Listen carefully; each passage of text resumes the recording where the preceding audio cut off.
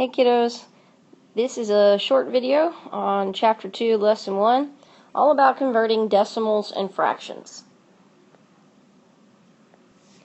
When you're dealing with fractions and decimals, it's really all about place value. So we'll take this number here and just review the different names of the place values. You have 7.4367. So the first 7 is in what we call the ones place. Your 4 is in the tenths place.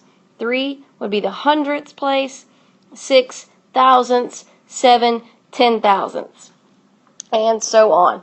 So if you're wanting to write numbers that are decimals as fractions, you simply have to look at the place value to get your denominator. So that's a good place to start.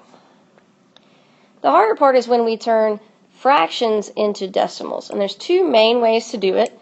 The go-to is to just divide. You divide the numerator by the denominator. The second way is to use equivalent fractions and find an equivalent fraction to the one that you're starting with that has a denominator of 10, 100, 1,000, etc. That has a denominator that is a place value. So the easiest way to do it is to divide. So we'll take this fraction here, 3/5. We're dividing the numerator number by the denominator number. And you're probably thinking, wait, the numerator is smaller than the denominator. Well, we're turning this into a decimal, so our quotient here, or our answer, is going to be a decimal. So we have to add decimals and zeros to make that happen, because I know that 5 cannot go into 3. So I'm going to have a 0 right here, and whenever we divide with decimals, our decimal comes straight up in our answer. So I'm going to have to add a decimal behind this ones place of this 3, and add a 0 in the tenths place so that I have something that I can divide into. So here, the 5 would not go into the 3. So we have that 3 carried down. We're going to bring down that 0. Now 5 does go into 30 6 times. And when we're working these out, we don't want to have any remainder. The only remainders we'll deal with is repeating decimals. So the answer here, what is 3/5 as a decimal? Well, it's 0.6, and we found that by dividing. So we'll do one more of these. We're going to take 9/12. So 9 is inside, the 12 is outside. So just like before, okay, 12 can't go into 9. So I'm going to have to add a decimal. Bring that decimal straight up. And now it's like a new problem. 12 going into 90.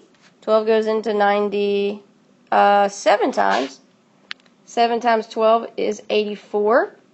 So I'm left with 6 here. I'm not quite done. I have to add another 0 to bring down. So 12 goes into 60 5 times. And then 5 times 12 is 60. So running out of room here, but no remainder. So 9/12 would be 0.75 as a decimal. Found that by dividing.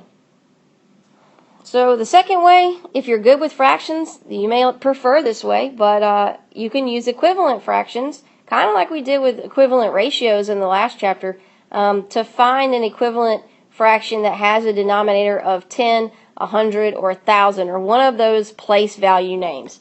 So I can with this 9/12, I'm going to use the same one.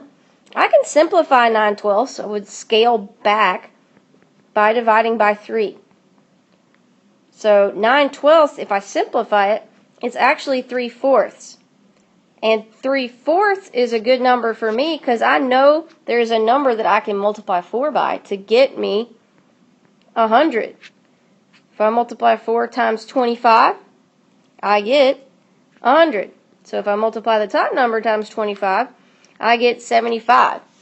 So even just looking at this fraction, if I read it properly, 75 hundredths, okay, that is the same thing as 0.75. This 5 is in the hundredths place, and there are 75 of them.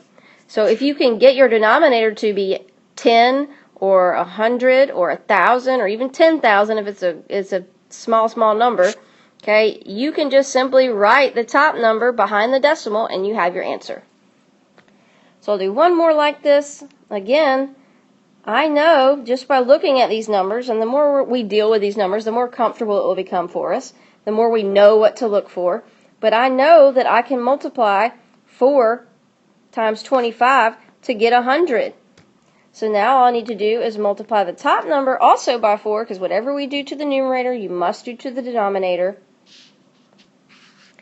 And 4 times 14 is 56. So I have 56 hundredths, which equals 0.56, which is also read as 56 hundredths. So there you go. That's 2 ways to convert fractions to decimals. Hope this helps. Go back and look at these videos. I've also attached some practice problems on Schoology for you guys to look at of the lesson that we're actually doing in class. So try to work some of them out. Use whichever way is better for you. It may depend on the problem that you're looking at. But you can either divide or you can use equivalent fractions. The end.